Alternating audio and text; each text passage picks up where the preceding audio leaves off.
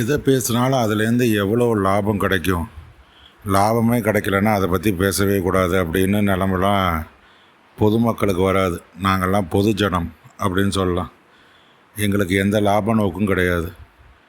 இதில் என்ன முக்கியமானு பார்த்திங்கன்னா, நல்ல விஷயங்களை பார்த்தோம் அதை பகிர்றோம் அப்படிங்கிற விஷயத்தில் தான் இந்த மாதிரி சேனல்லாம் ஓடிக்கிட்டு இருக்கு.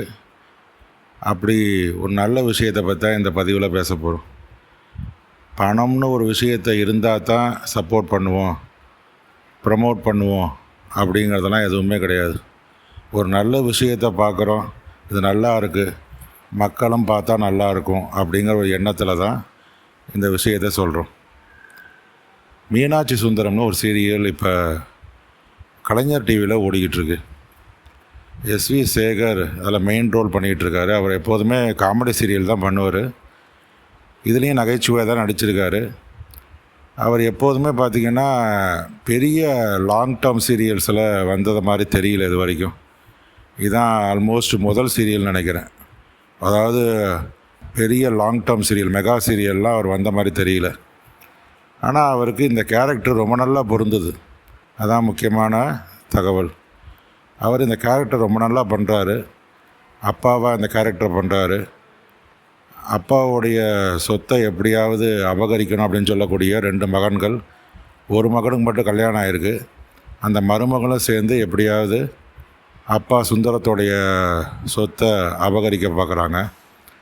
ஆனால் அவருக்கு ஒரு பொண்ணு இருக்காங்க, அவங்க நல்லவங்களாக இருக்காங்க. இப்படி தான் இந்த கதையோட ஓட்டம் ஓடிக்கிட்டுருக்கு.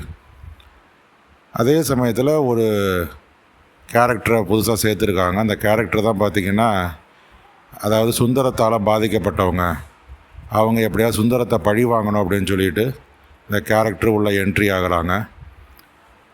அவங்க இப்போ அடுத்ததாக என்ன பண்ண போகிறாங்க, எந்த முறையில் சுந்தரத்தை பழி வாங்க போகிறாங்க.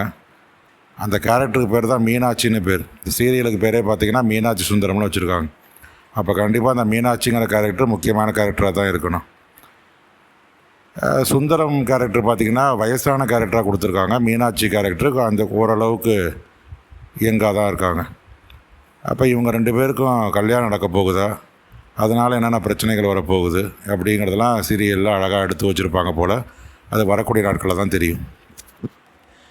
ரொம்ப நல்லா போய்கிட்டுருக்கு சீரியலில். எல்லாரோடைய நடிப்பும் யதார்த்தமாக இருக்குது. சுந்தரமோடைய, அதாவது சேகர், எஸ்வி சேகருடைய நடிப்பு ரொம்ப நல்லா இருக்குது.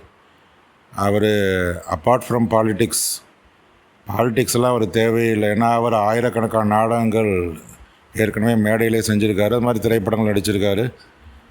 அதே சமயத்தில் இந்த கேரக்டரு, அது சுந்தரம்ங்கிற கேரக்டர் அவருக்கு அவ்வளோ நல்லா பொருந்தி போகுது. அந்த கேரக்டரோடு அவர் நல்லா பெர்ஃபார்ம் பண்ணுறாரு. நடுவில் காமெடியும் பண்ணுறாரு. அதனால் அது அருமையான ஒரு தொடர். இந்த மாதிரி தொடர்களுக்கு மக்கள் பார்க்கணும், ஆதரவு கொடுக்கணும்.